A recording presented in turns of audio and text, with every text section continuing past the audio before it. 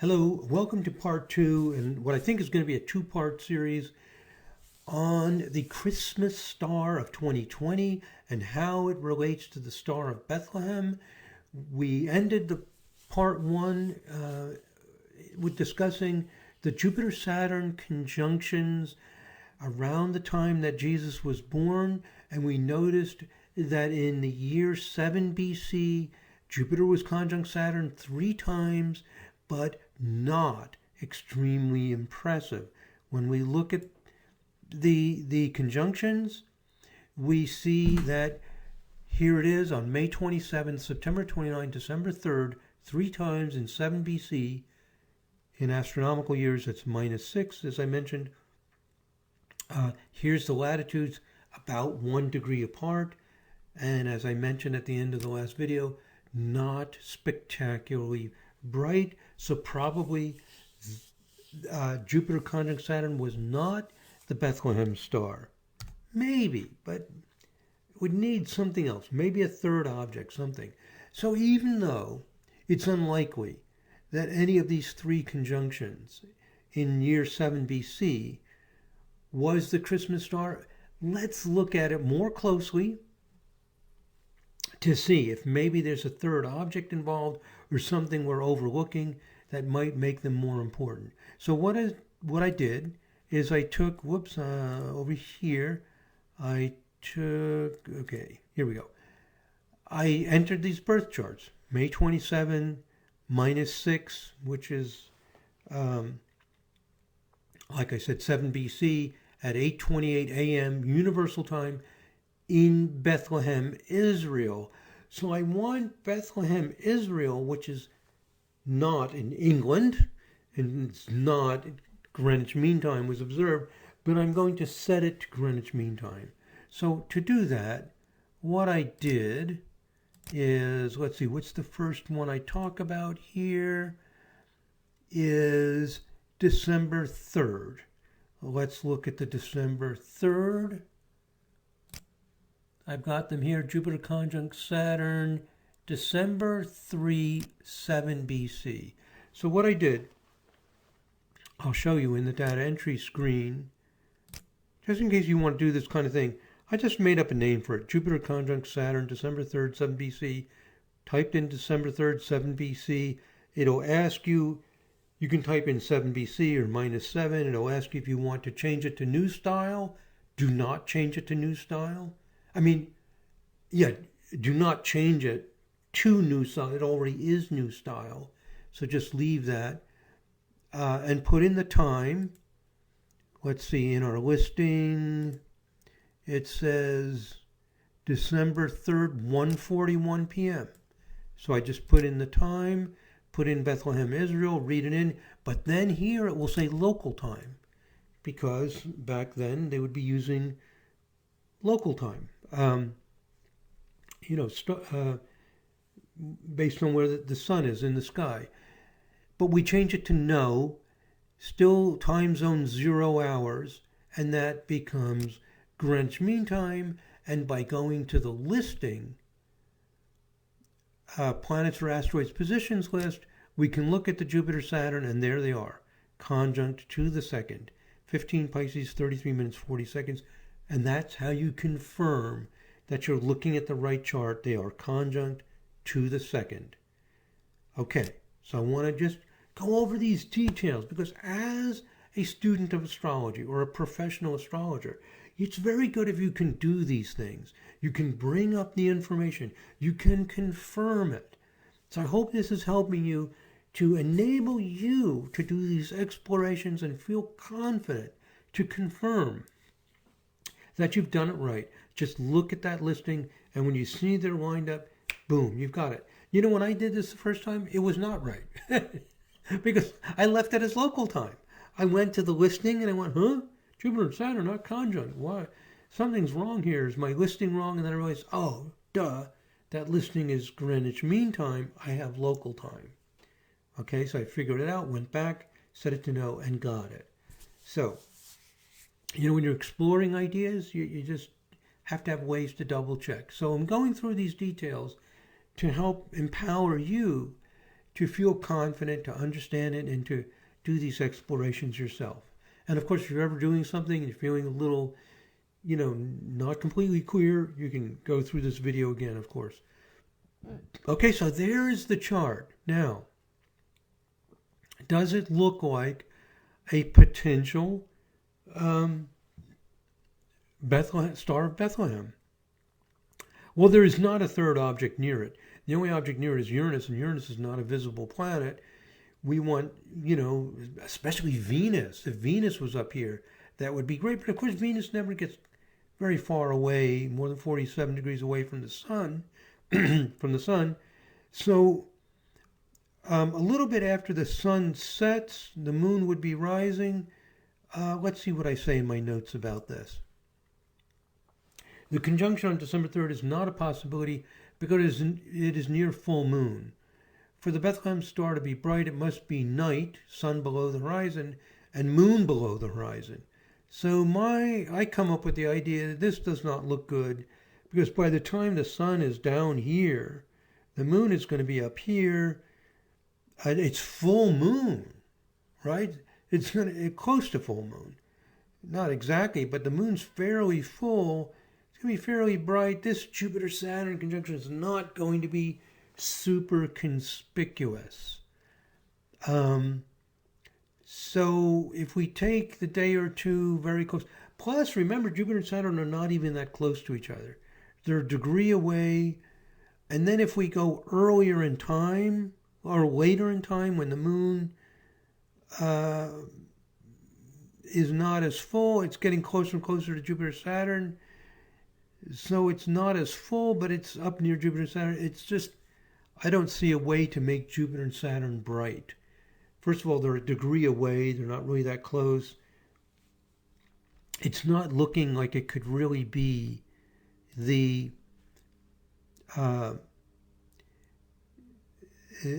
Star of Bethlehem. I say here, for the Bethlehem star to be bright, it must be night, sun below the horizon, moon also below the horizon, preferably Jupiter and Saturn in the eastern sky in the early, just before sunrise. So, it doesn't look like the Bethlehem star. The one in 2020 is also not a Bethlehem star because it's in the west, and we want something in the eastern sky. I emphasize this in the bottom sentence here. The Jupiter-Saturn conjunction in 2020 is visible in the western sky because it's 30 degrees ahead of the sun. And so also would not be the same as the Star of Bethlehem, but it is similar in that it's very bright. The one in September, let's look at it, and also not likely. I'll just go through these quickly.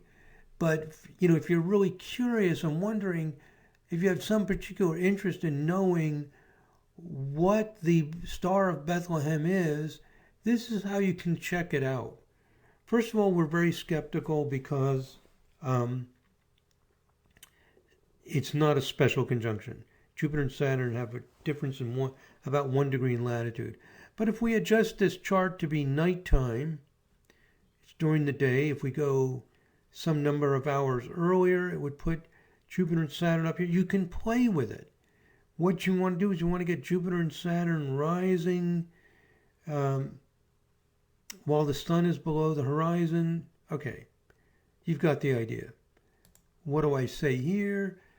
If we time just 2 hours at a time, sunsets are already high in the sky, moon. Anyway, you can read this. Bottom line is playing around with it. I'm not seeing how I can get a nice dark sky. I don't want it near full moon. Jupiter and Saturn, nice and bright. Not looking that great. The one in May is the best possibility to be the Star of Bethlehem. I will show you this quickly. This is the one on May 27th, and it's new moon. Now, new moon means as long as it's nighttime, we're good, right? And Jupiter and Saturn are over here. So what I did is I moved this chart 9 hours earlier So I want Jupiter conjunct Saturn, May 27. What do I have in here? Jupiter conjunct Saturn, rising. Here it is. Here's the Jupiter conjunct Saturn.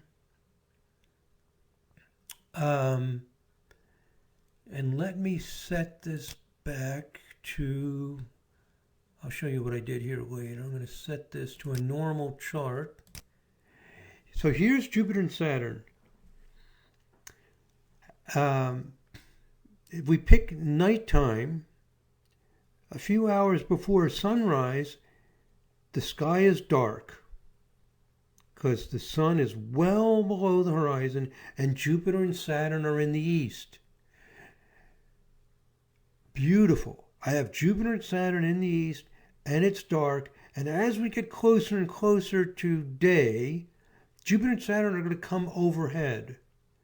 So this fits the scenario. Jupiter and Saturn rise in the east, a bright star rising in the east. That would be a bright star rising in the east. By the time it comes overhead, if I use the time adjust and I move 1 hour at a time, Jupiter and Saturn are moving up the sky and the sun is coming up to rising, and this arrow here would be the Jupiter and Saturn coming to its highest point. The sun is rising as Jupiter and Saturn are approaching their highest point in the sky. That fits pretty well. Our biggest problem here is we don't have a third planet. Like if Venus was here, oh my God, that would look like the Star of Bethlehem. If Venus was right between Jupiter and Saturn, wow, it would be brilliant.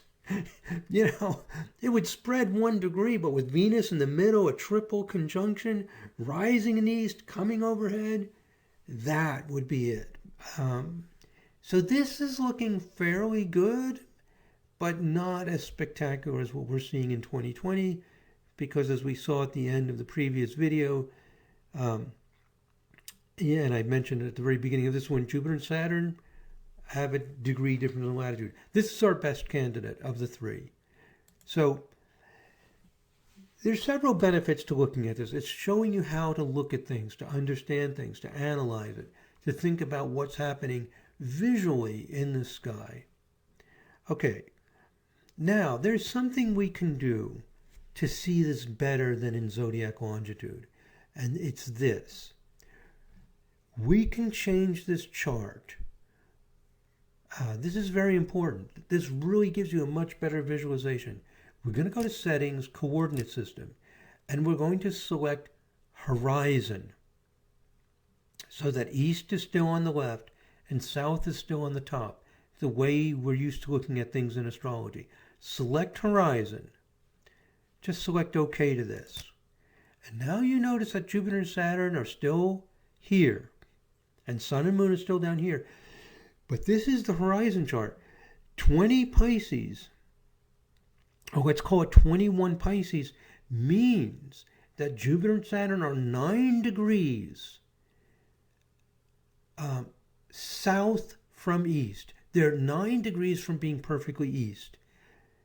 By using a horizon chart, we are seeing visually what is in the sky. We're seeing that Jupiter and Saturn are 9 degrees, because 9 degrees will bring us to 0. This 0 Aries means east. This is what is east at the time. And Jupiter and Saturn are, you can count the number of degrees from 0 Aries. That's where they are along the horizon. Now, how high are they? How far above the horizon? So we can measure how far from east and then how far up or down. And to do that, we go to this wheel style here. I right-click, select this wheel. Small technical, only because it has altitude. Any wheel that has the latitude of the planets now is shown as altitude. And it's small to read, so if you can't read it, I'll tell you. It says that Jupiter is 5 north, 0, 0, Saturn 4 north, 10. they're 4 to 5 degrees above the horizon. Remember, extend your arm out, size of your fist. I can go to, for me, east is that direction. I'll go 9 degrees, about 2 fists to the right, 1 fist up, and that's where Jupiter and Saturn are. So you can see by using this chart where Jupiter and Saturn were. 2 of my extended fists to the right, 1 up, so it would be right there, just above the horizon, and now visible. I can also time adjust. What if I go 10 minutes earlier? 10 minutes earlier, Jupiter and Saturn are now 2 north. If I go another 10 minutes, they are right around 0. Jupiter just above, just north, Saturn south. So 20 minutes earlier, they were on the horizon. So they were rising. And while they're rising, the sun and moon are down here. And I can go forward. Let's say I go forward 1 hour at a time. Oh, I got 1 minute. Let me do 1 hour at a time. So an hour later, 2 hours later, Jupiter and Saturn are rising. 3 hours later, 4 hours later. So 4 hours later, Jupiter and Saturn are now 46 degrees. Halfway up. They're now halfway up to being directly overhead. Because at 90 altitude means at the zenith, right overhead. This is interesting because some people think of the Star of Bethlehem as being right overhead. You know, you can use your intuition or your way of understanding. I mean, some people think this is all mythology anyway. Didn't really happen. But if it did happen, if we think this is literal, these stories in the Bible, and maybe the star came directly overhead, what were the 3 wise men doing? You know, that's one interpretation. So a lot of people are wondering, was there not only a brilliant star, but one directly overhead? Do Jupiter and Saturn ever come overhead? Let's see. Let's go another hour. Now they're at, where am I? Altitude 52 north, still pretty far from 90. And they reach their highest point in the sky, and they're only 53 degrees. Jupiter and Saturn only get 53 degrees above the horizon. They never get overhead. And as they reach their highest point, the sun is rising. The sun's altitude, so it is coming, it's actually already overhead. Sun's way overhead. Never mind, it's 30 degrees. Sun is rising. When the sun rises, it's back around here. It's rising way to the north. Over here, at the altitude now, 5 south, it's just about to rise. And when the sun rises, Jupiter and Saturn are only 36 degrees above. So the bottom line is that Jupiter and Saturn are only 36 degrees above the horizon when the sun rises. And they're not that bright. So my point is this. If you take the time and you're curious, you can visualize exactly what's happening. This does not look like the Star of Bethlehem. It's really not that spectacular. We can see exactly what's happening. The sun rises. How high are Jupiter and Saturn? We know exactly. When the sun rises, at 5 south, I'll go another hour later. Now the sun has risen, and Jupiter and Saturn are at 46 north. So the sun is up. Jupiter and Saturn, stars are really hardly visible at all. They're fading out or gone completely. And Jupiter and Saturn are only halfway up to the sky, halfway up to being overhead. So if you're wanting them to be overhead, like some spectacular thing, and the wise men found the right spot, that didn't happen with this conjunction. Now, would Jupiter and Saturn, Why don't they come overhead? Because planets only come over your head if you're near the equator. You know, if you live in London or Philadelphia or Tokyo, whatever, any place that's far away from the equator, Jupiter and Saturn and the Sun never come over the zenith. They only do that if you're living closer to the equator. And I can tell you exactly how close you have to be. For the Sun, it's 23.5 degrees. And for any other planet, it's 23.5 plus its inclination. Inclination of Jupiter is 1.5. 23.5 plus 1.5 is 25. You have to be within 25 degrees. The latitude of the place you're at has to be no more than 25 degrees north or south for Jupiter to come overhead. Bethlehem has a latitude of 31 north 43. It's only going to come between 6 to 7 degrees, about a fist, a little more than a fist, a little off is the highest Jupiter would ever get and that would be very rare. It happens when a planet's near 0 Capricorn and it has north latitude. So if Jupiter is at 0 Capricorn, has a very north latitude, very close to that area, then it could come close to being overhead. Anyway, the bottom line is this. If you understand the astronomy behind astrology, it really helps you understand exactly what's even possible and how things work. And if you learn to use the software, you can visualize exactly what's happening at any given time. Okay.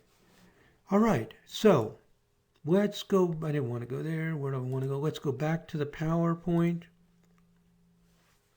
Okay. So the Jupiter-Saturn conjunction in May is a better possibility, but still not a very good one. Now, maybe Jupiter and I thought of this later. I didn't think of it right away. What if Jupiter and Saturn were conjunct a fixed star? Maybe there's a big star in between Jupiter and Saturn. So they were rising, even though they didn't get overhead. At least it would be bright, a bright thing rising in the east. Maybe the idea of coming overhead was a bit of an exaggeration, and maybe it was just a big bright thing. I'm looking for some big bright thing in the sky, and Jupiter and Saturn's one of my only hopes. Can I use the Sirius software to find out? Yes.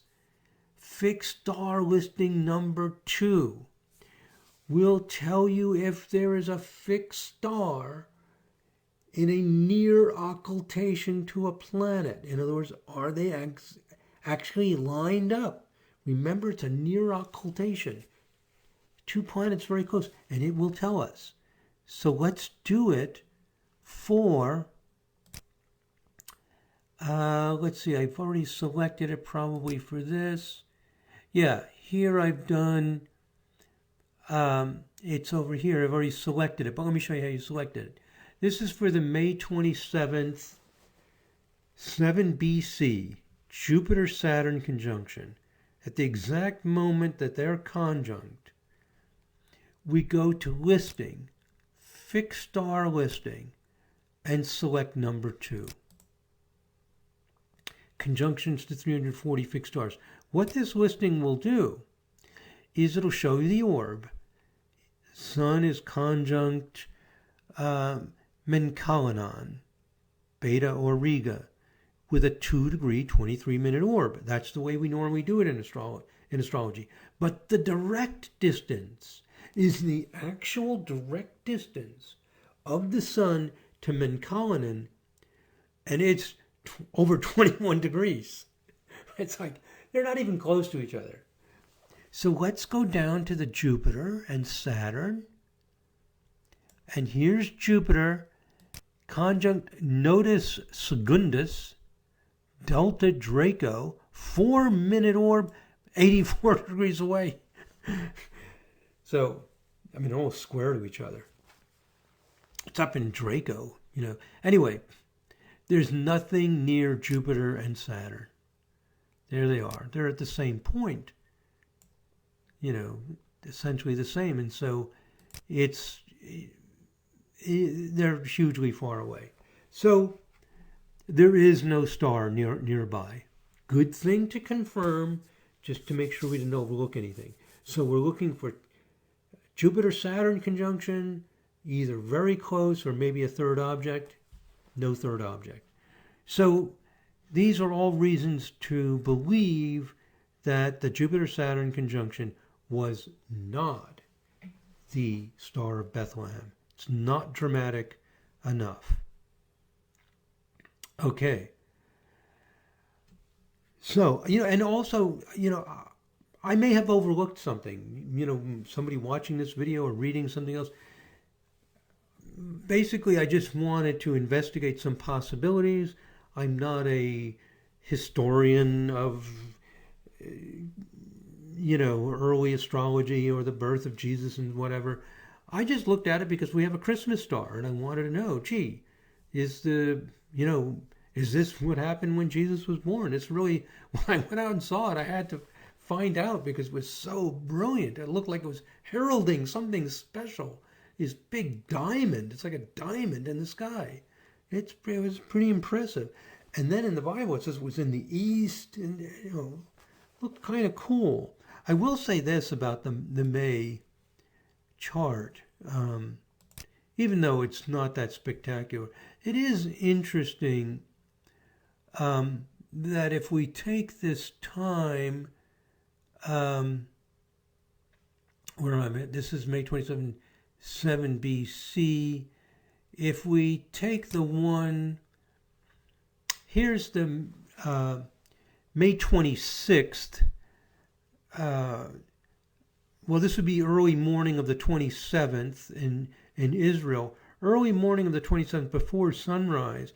It is interesting that it's new moon. Sun and moon are only a degree apart. So that could be like a birth. And it's Jupiter-Saturn, 2 births.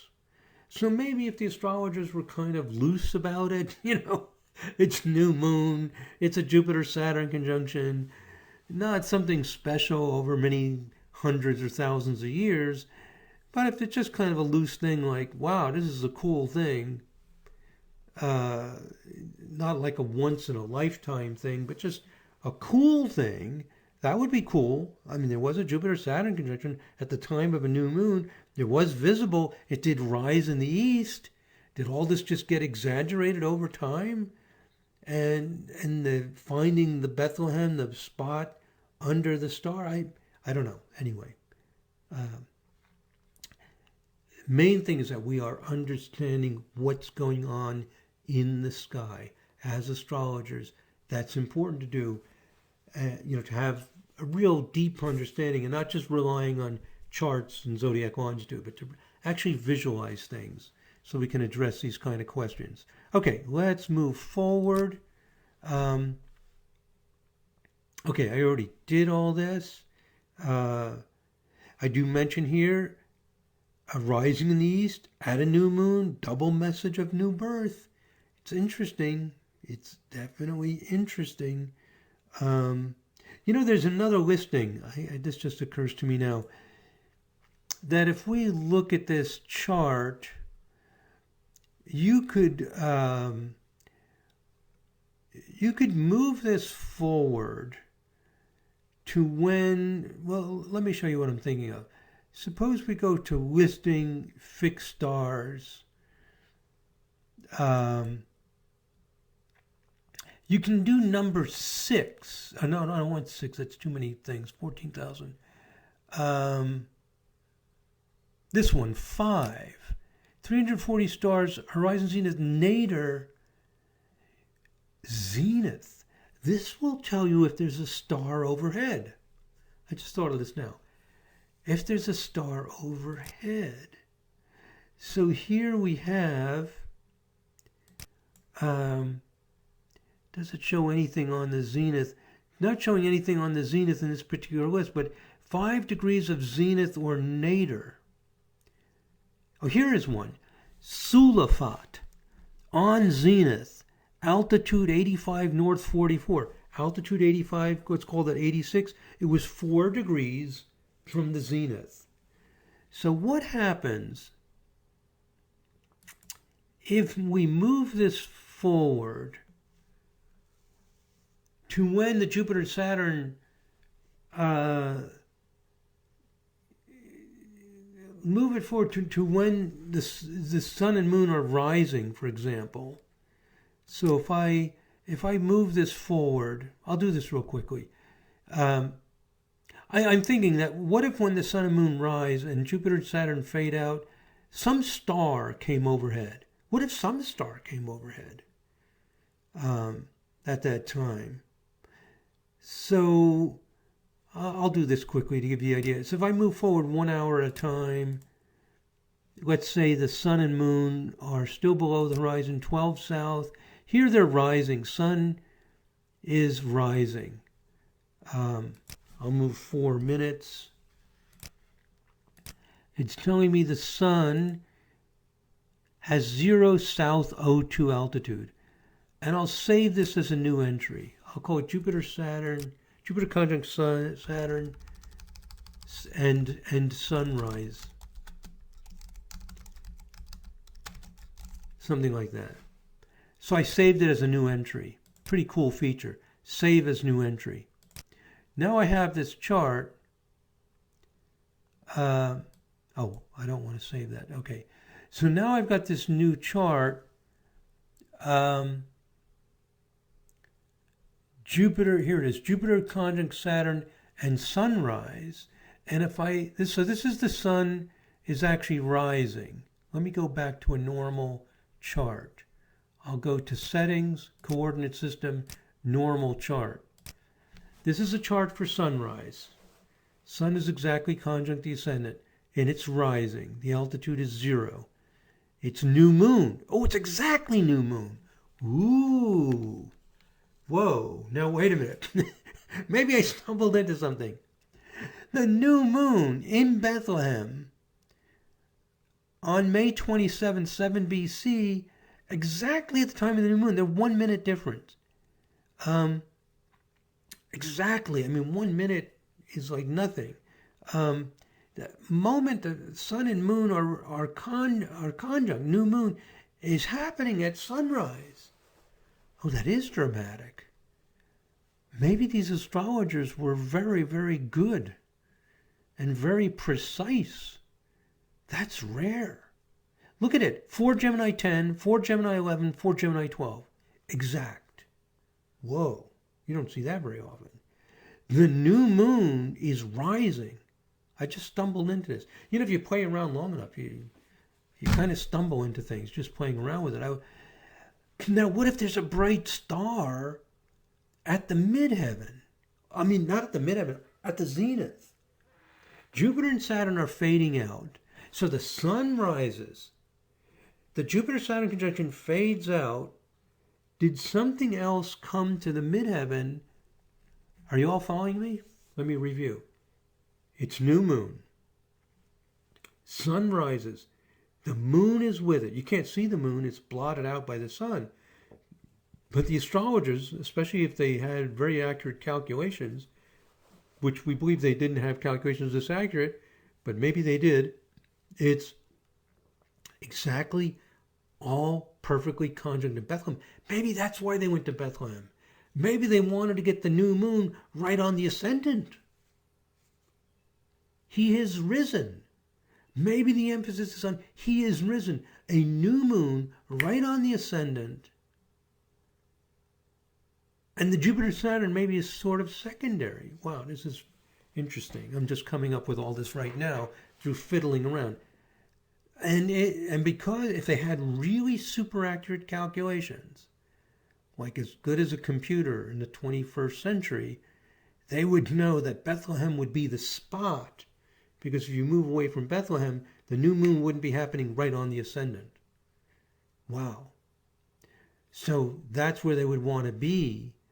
And the Jupiter-Saturn, every 20 years, and finding that exact spot happening right with the new moon. Now that's intriguing.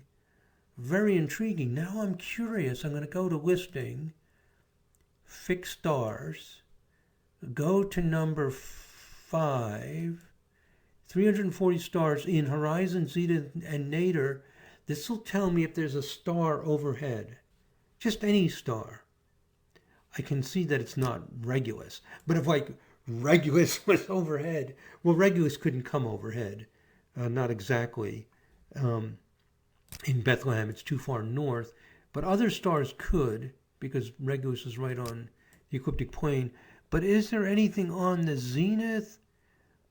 Moon is on the horizon. Sun is on the horizon.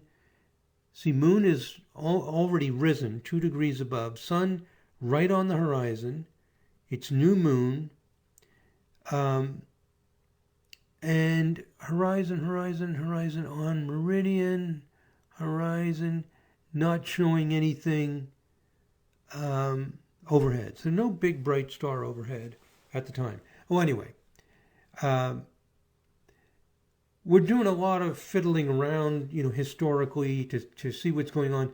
And if nothing else, it's helping us understand how to look at things astrologically. If you're interested in this ancient history and possibilities of what happened when Jesus was born, then that's also exciting. But even if you're not interested in that, just seeing how we can see what's going on, is important. Okay, so I didn't want to click on that. I want to go back to the PowerPoint. All right, there's just a few more things I want to show you.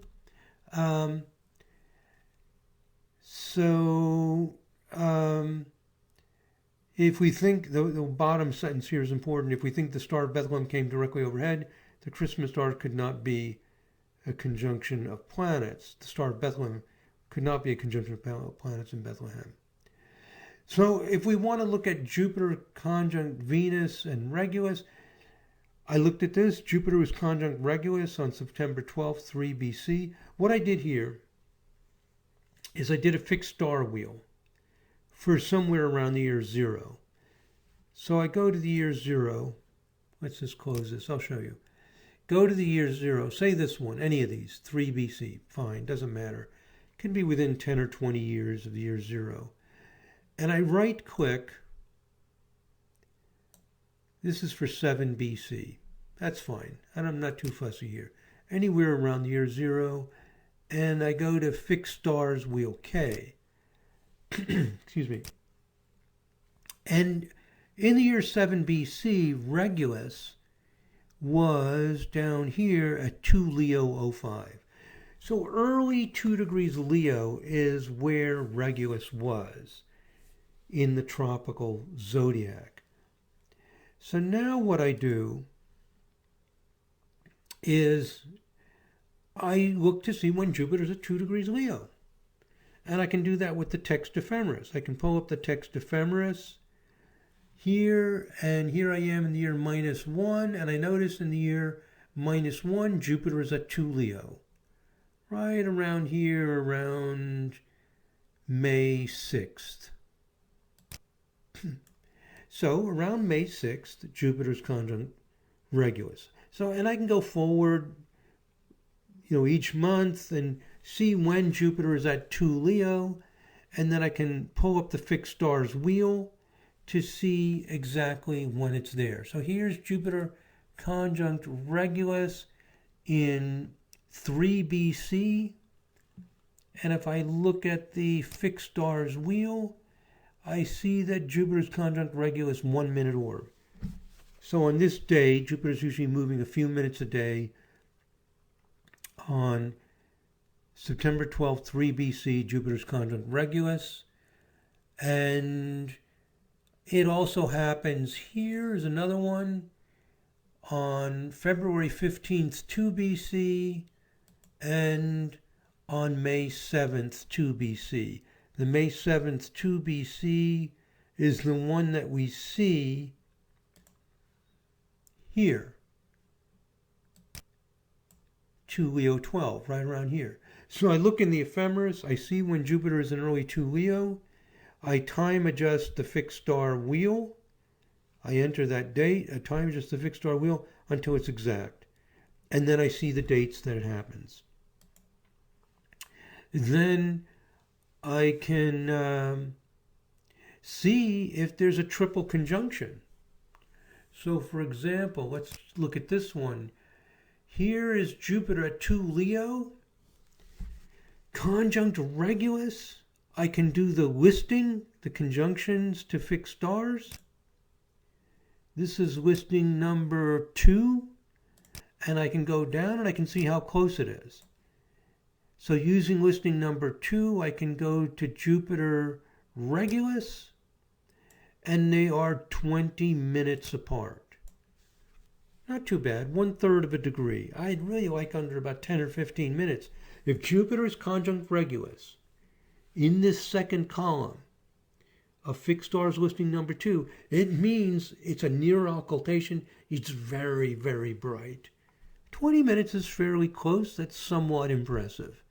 Getting down around less than 10 minutes, that's a really bright thing in the sky. So this is kind of good, but no third planet. You know, Venus is way over here. I mean, I could time adjust this thing back. I could use the fixed stars wheel, time adjust it, going back 1 day at a time.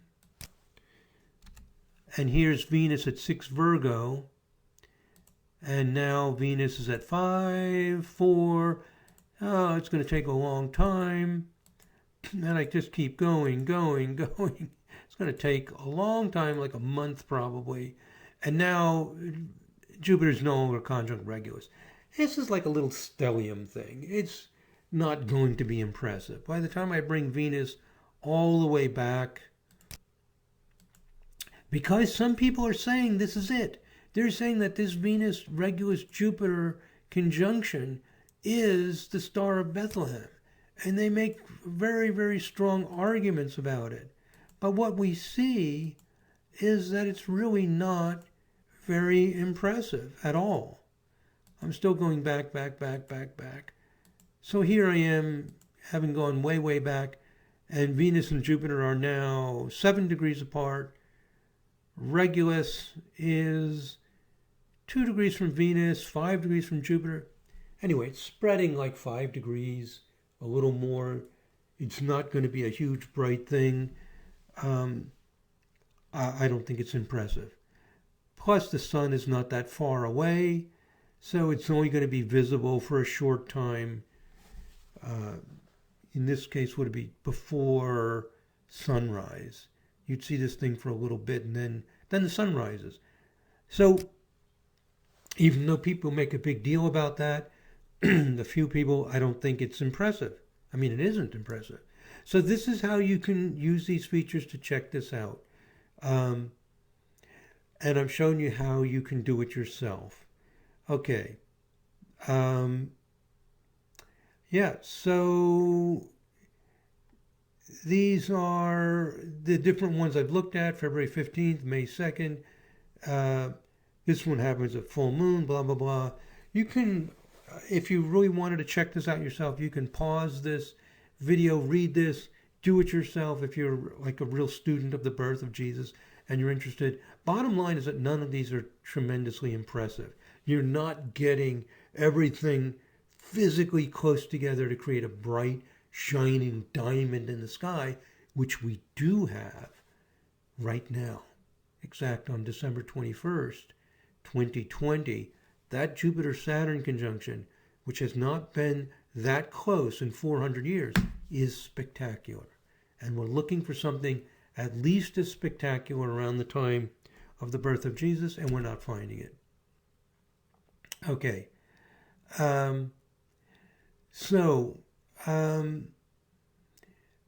did the same thing for Venus-Jupiter, produced listings for Venus-Jupiter conjunctions. These are not as interesting to me because Venus is always within 47 degrees of the sun, so it would only be bright in the early, before sunrise or just after sunset. And so here I ran it anyway, Venus conjunct Jupiter, for a bunch of years, and just to see how often it happens quite often. Then I looked at minus 20 to 2 for 300 years within a 2-minute orb. We see some rare occurrences. We see one on June 15th, -1. So this one looks impressive. A very strong Venus-Jupiter conjunction. And then we can pull up that chart. Let's see, this was for June 15th. Venus conjunct Jupiter on June 15th, 2 BC. Here -1 is 2 BC. There it is. I just wanted to look at it. Again, it's only going to be visible for a few hours. If there was some third object like Saturn or something, or a big fixed star, but I did fixed star listings, nothing exciting. So there is an impressive Venus-Jupiter conjunction. That would be similar to what we're seeing now, but again, it's not rising in the east. So it's, kind of similar impressiveness as we have now, but not rising in the east. It is full moon. So, as this begins to set, the sky is getting brighter and brighter, which makes it a little bit less spectacular. So, kind of interesting, but not any more special than what we're seeing now. Probably less special. So that's it. I just wanted to show you how you can use the software. Get back here's where I want to get to find out what's going on, what's spectacular, that you can look at the actual distance between planets in the transit listing. You can use the fixed star listing to see if a planet has gotten really, really close to a star, and you can, see exactly what's going on. Now, I mentioned here, it's not in the east, this Venus-Jupiter conjunction, so therefore not so impressive. It is full moon. Everything I just said here is up in this first paragraph. The last possibility, if there really was a Star of Bethlehem, is that it could have been a supernova or a comet. And there was a supernova in the year 4 BC. Some people speculate the Star of Bethlehem was that supernova in 4 BC, or maybe a comet. And we don't always know when comets will appear, so maybe. So that's another possibility. Maybe it's not a Venus-Jupiter or Jupiter-Saturn. And what if that comet happened to appear where the Jupiter and Saturn were conjunct? That would be interesting and, pretty spectacular. But just a comet alone, or supernova, supernovas are extremely rare, big, brilliant ones, extremely rare. So, concluding comments. So, as astrologers, we are often asked about astronomical events like the bright Jupiter-Saturn conjunction, the Christmas star of 2020. I hope this tutorial, this two-part series, helps you understand how often this occurs, why it occurs, and how it relates to the Star of Bethlehem. Bottom line is, we don't know what the Star of Bethlehem was. We're not finding any really strong indication what it was, and good chance it was not the Jupiter conjunct Saturn. But we are also concluding that yes, this is spectacular. The Christmas star of 2020 is spectacular and unusual. It might possibly have been a similar nature as the Star of Bethlehem, but more likely the Star of Bethlehem was a comet or supernova. That's my guess anyway. And possibly it's purely allegorical and did not actually occur. Maybe it was just the new moon on the Ascendant with Jupiter and Saturn high in the sky. Maybe that was it. The one in May that we saw, I think it was May 7 BC, which astrologically is impressive, visually not as impressive, because you can't visually see that it was new moon. Maybe it was more astrological than visual. That's an interesting thought, and that I had just come up with making this video. I hadn't thought of that before. So my guess is it's a comet or a supernova, and now, after making this video, I'm guessing maybe it was more astrological than visual. I don't know. The bottom line is we don't know. We do know one thing for sure. the Christmas star of 2020 is spectacular, and it is very unusual. I mean, visually, it's a once in a lifetime event to see a diamond in the sky that bright. That's it, my friends. Okay, so I hope in meandering all over the place through this jungle of information, you've learned how to think about the sky more visually, how to find things, to see exactly how far apart they are, so you can evaluate it, and be able to share something if somebody asks you about the Star of Bethlehem or something, rather than say, well, gee, I don't know. This gives you some information to work from. Thank you very much for listening. God bless. Namaste.